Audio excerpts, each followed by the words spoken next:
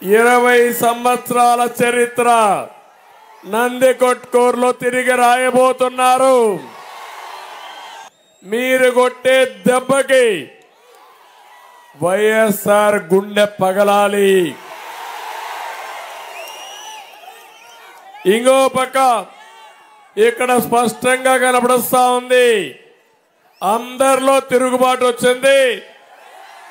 ఎస్సీస్ లో ఎక్కువ తిరుగుబాటు వచ్చింది.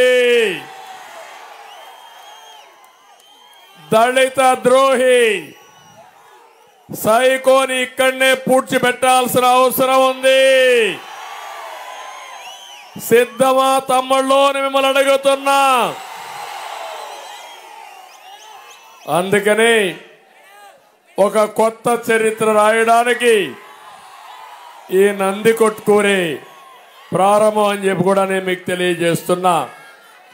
ప్రతి ఒక్క వ్యక్తిని, ప్రతి ఒక్క ఇంటిని, ప్రతి ఒక్క ఊరిని, ప్రతి ప్రాంతాన్ని నాశనం చేసిన వ్యక్తి ఎవరు తమ్ముళ్ళు?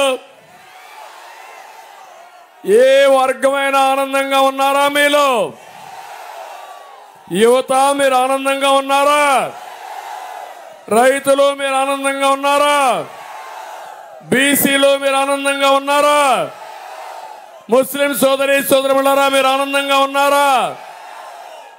ఏంటి పరిపాలన? చెత్త పరిపాలన, అవునా కాదా?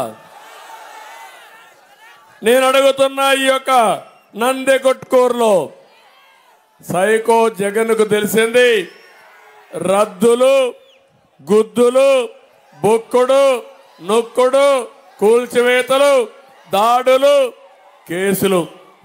ఇది కాకుండా ఒక్క మంచి పని చేశాడా తమ్ముళ్ళు అని అడుగుతున్నా.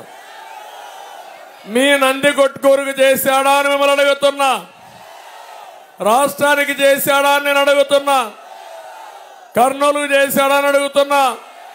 రాయలసీమకు చేశాడా అని అడుగుతున్నా. నేను ఇక్కడ సవాలు విసురుతున్నా. నేనేం చేశానో వినండి.